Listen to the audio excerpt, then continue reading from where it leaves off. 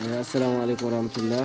Jaam Allah hiire mon bandiraɓe tedduɓe musidɓe sehilaɓe weltortoɓe yewtere men pular e pulareje kala ñande dewo hoore bir ɗo e dental yiɗɓe malaɗo guiɗo leñol. eyyi ha hande noon on teddinirama yewtere nde kadi o ñagama yafuya gam min jawani arde hen ko noon wona haydara ko wasde hebde fartange tan. eyi hande noon bandiraɓe musidɓe tedduɓe wonno salade aadi ɓuuri firtude aadi. en gari noon timminde aadi men mo baddunoɗen e jallugol gendi ko hoolare makko e men addanimo toɗɗade en o waɗi en ɗo ndeɗo yewtere hande e dow weliyo mon e yamirore mon e yidde mon.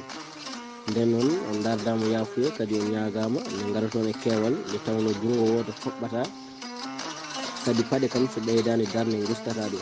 noon gaare e keewal e yewtere men pular e pulareji wona gandal walla bawal ala ko katantagal mehal tan e yidde ñemtinde ɓen daraninoɓe leñol cetti kuɗol fisti kala bindol.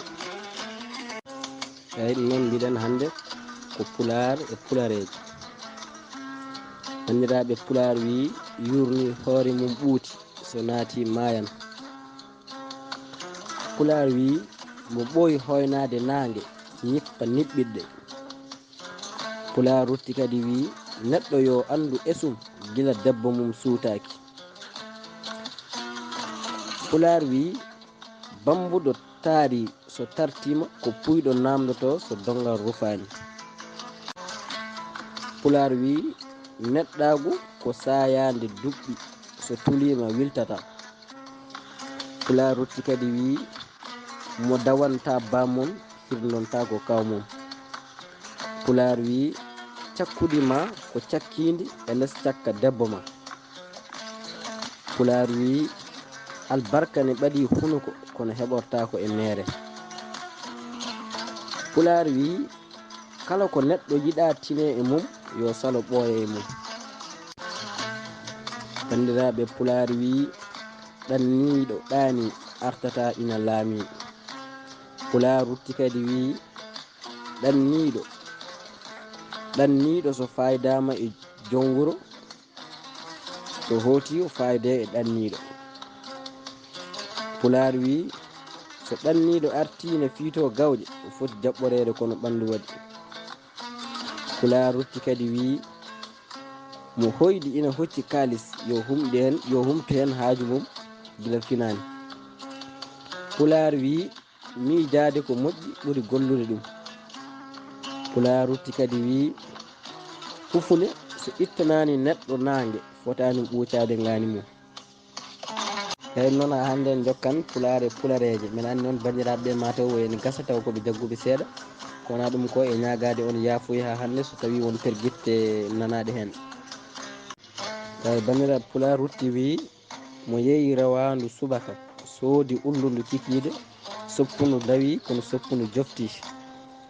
pular rutti kadi wi mo ina ñoha salli sakkota ko ɗum. pular wi foyre huɓɓude hakkude maayo wona ndiyam tooɓo ñippata ɗum. ha hande koye pular e pulareje jokketen. pular wi so hendu walliti besowo saño ñallata e jaam. pular wi liɓa faɗɗi foftini ñawoɓe e wuuloɓe. pular wi so boobo yonti haalaka ɓernde yummum daro. pular wi humani laana wota bonnoyde guese. pular wi so fowru reddi sagata yi koye jaɓɓal mum. pular wi bandiraɓe rokkate foof nawa foof tan ko puyɗo. eyyi ɗum noon dental yiɗɓe malaɗo guiɗo leñol on kala on calminama e kuuɓal kadi on beltanama kattude. eyyi ko wona ɗum ko kadi ko ñagade on yafuya ha hande kono mbirumon min tan wona bawal walla gandal ala ko katantagal mehal tan e ñagade on yafuya noon no fewi so tawi wonko nanɗon hen tawi wona noon gowɗon nanirde ɗum walla wona noon gandirɗon ɗum.